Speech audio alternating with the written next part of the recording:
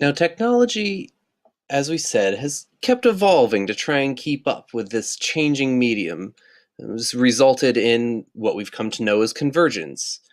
But we sort of left out the fact that the web itself was evolving just as rapidly, if not more rapidly, than any other technology.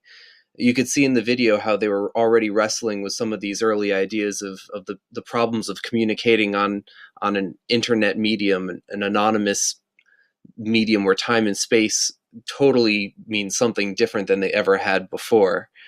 Um, Even down to the legislation, trying to keep up with how this is going to play out in a legal sense as well. And it turns out that there have been several reinventions of the web, so to speak. We started out in these early days with what was called the read-only web. This is Web 1.0 from, say, pre 1999 up to just almost the turn of the millennium. And this is the web of shopping carts and static web. This is the read-only web, where basically it's just a posting forum for information to be consumed at your leisure. Once we get into the years 2000 through 2010, roughly speaking, we start to see the rise of a new reinvention of the web, where we start to realize that it's differentiating and becoming something a little bit different than any other medium.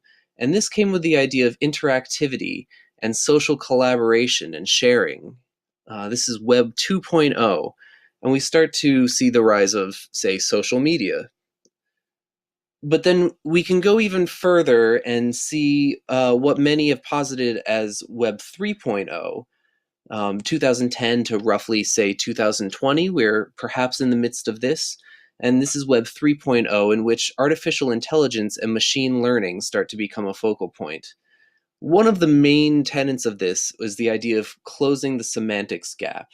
And by that I mean the semantic web was a project that was undertaken even as early as the early 1990s, but it was an attempt to close the gap between how computers speak and how humans speak. Naturally, computers speak in ones and zeros, ons and offs. Humans can't make much sense of that without a lot of legwork and mathematics.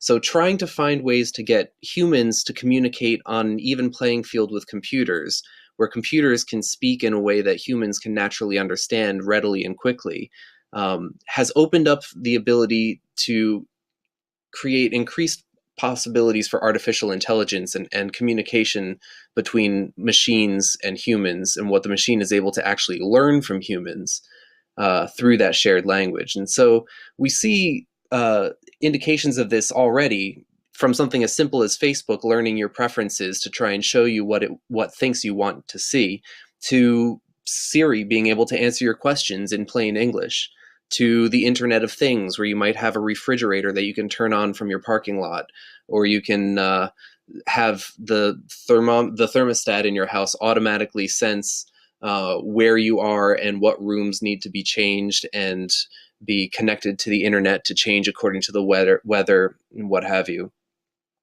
Now, some theorists have even posited a Web 4.0, and this is perhaps we're teetering into this already, but this is where the web is going, and this is the idea of mobile web and augmented reality. And this is in the late teens and 2020s. This is the idea of connecting the digital world and the real world in real time, where with augmented reality, for example, you have not just a way of accessing digital information, but you have digital information superimposed on actual physical information.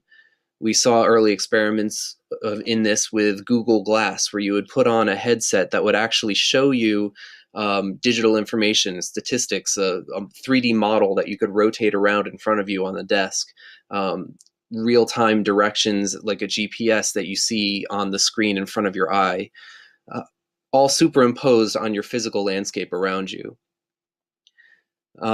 However, we could even push this further to what is being called Web 5.0, which is the idea of emotional computing, thought-based interfaces.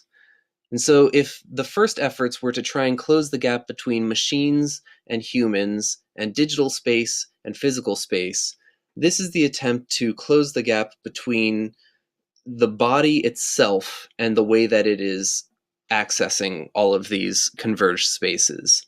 Um, the idea that eventually you will be able to control computers with your minds, with your thoughts, and that they will have not just a semantic understanding of what you're saying, but an emotional understanding of what you're saying. They'll be able to respond emotionally in an emotionally sensitive and intuitive way. We'll see where this goes. But in the meantime, you can see the amount of disruption that could be potentially occurring here. Now, media convergence, we've said, is all about disruption, and to think that something like an entirely new virtual environment could come around and not disrupt the old way of doing, say, journalism would be foolish. Which is also to say that to think that taking the same article you wrote for a newspaper and slapping it on a website and expecting it to play just about the same or better would also be pretty foolish. Now, so far, the majority of what we've been learning would get us a really good job in journalism in 1970 or so. We've learned how to research an audience, how to gather information, how to write good articles, how to work with sources. We did even start to push into the modern era a little bit with how to deal with this evolving language. The fact that words change, that grammar changes based on context and situation. And so today we're going to push a little bit further, moving out of this static web, this Web 1.0 realm, into perhaps Web 2.0, if we're really daring, maybe even Web 3.0, and we'll see how far we get. We're going to be talking about how to write for web media. Now, you'll remember that each medium goes through a sort of awkward puberty period of identity formation, where it basically just copies the things that came before it finally differentiates and becomes something wholly unique. For TV, we saw this with the Kennedy assassination. Prior, TV was essentially just radio and print, but done with pictures, done with video. Until the Kennedy assassination showed that it was capable of an emotional immediacy that other media were not capable of. And so it became differentiated. It started to be able to do its own thing, come into its own. Well, the internet was the same way, right? We saw in the beginning that there was actually a remarkable sort of mundane quality to the internet in that it was basically just a digitized version of stuff we already had in physical form. In fact, in the beginning of the internet, there actually was a physical phone book-like directory that listed everyone who had an email address, cross-referenced by name, physical address, and phone number. This is a photo of Danny Hillis from his TED Talk where he talks about the beginnings of the internet, and he's one of the founders of email and the internet as we would come to know it. Now, in the 1990s, the first news articles published online kind of fell into the same category. They were often first written for print, and then they were just shoveled over into the internet with little or no change. And this we sort of touched on early on in this year, is the idea of shovelware. The fact that you can take something and just shovel it onto any platform you'd like without regard for the strengths or weaknesses of that platform and how it might demand that that content be changed appropriately. And so in the 2000s, with this convergence, with this shift to a social web, to this Web 2.0, we start to see a reprioritization. In the early 2000s, the Tampa Tribune created TBO.com. The managing editor, Janet Coates, said in July 2008, quote, "People need to stop looking at TBO.com as an add-on to the Tampa Tribune. The truth is that the Tampa Tribune is an add-on to TBO." In this striking shift, they were prioritizing the internet first and print second. This is what's known as reverse publishing, where you have a web-first approach. This allows for a new dimension of immediacy that totally transformed the way that we approach breaking news and ultimately led to the 24-hour news cycle, 7 days a week, that we deal with today. And in 2008, for the first time, the internet actually overtook newspapers in how people got their news. And so news organizations essentially started to become websites as writing for the web began to take over. But something else interesting happened around the turn of the millennium, in which people started posting to static web pages featuring updates on a given topic. For example, Dave Weiner's Scripting News. In 1994, he started this website where he would post these updates on things that interested him, stuff about scripting and web design, stuff about speakers or events that were in his circle of contacts. And he would post these almost email style updates to his readers. Here's one from 1994. This is the very first one that he posts, at least that has survived to today. And here's one a little bit later. And you can see he mentions a word towards the end in his headline here, the bloggable candidate. This is the beginning of what gave rise to web blogs, or as we refer to them now, blogs. And in 1999, Pyra changed the game by creating Blogger. This was the first time that there was free access to web space where ordinary people could publish their own blogs without needing to buy a domain name or have a server of their own. So remember we talked about the 2007 Virginia Tech shooting's effect on Twitter and how it resulted in citizen journalism, how people were able to use Twitter to document and spread the news of this event before the news crews were ever even able to show up.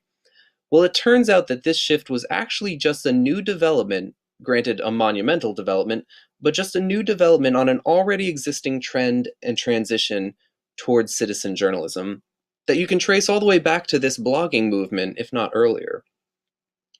For example, in 2001, the terrorist attacks on 9/11 gave rise to a new breed of blogging called war blogging, in which citizen journalists and political commentators would actually document the conflict firsthand as they experienced it. Here's a picture, courtesy of John Hockenberry's The Blogs of War in 2005, which shows a sergeant in the army actually blogging about the Abu Ghraib scandal, in which there were abuses by the officers detaining prisoners in Abu Ghraib. By 2002, several thousand blogs were being created every single day. By 2006, 28% of all teens had a blog. And by 2008, over 100 million blogs existed. Now, of course, news was reluctant to adopt this new form of citizen journalism. Toes feeling thoroughly stepped on, they referred to these new bloggers as pajama-clad amateurs and parasites. But there were some early adopters who actually let their reporters, editors, and columnists start blogs. For example, the San Jose Mercury News, which had one of the earliest blogs by a reporter, Dan Gilmore, who fittingly covered the technology beat. The Christian Science Monitor was actually early on to adopt as well. It sponsored a blog by Tim Regan, the editor of the Monitor Online. Spokane Spokesman Review had 10 blogs up and running by 2003. The Dallas Morning News launched a group blog by its editorial board members. MSNBC was in the mix. They hosted blogs by about a half a dozen of its most popular commentators. InfoWorld had a group blog called Tech Watch, in which any staff reporter could post. And in the fall of 2002, the UC Berkeley Graduate School of Journalism launched its own weblog called Byplog, in which they covered digital copyright and intellectual property issues. And the reason that this is significant is because this not only gave the students a way to supplement their own personal beats, but it was the first time that an academic institution focused on journalism embraced the idea of blogging as a legitimate practice. And so, since this time, we've started to see a widespread acceptance of blogs in both professional and amateur circles. Now, because of the fact that it has been both professional and amateur, it has really thrown a monkey wrench into all of the stuff that we've been learning so far, because naturally, we had to adapt our strategy when writing for web content, because it's a whole new ball game. And that's what we'll be looking at next.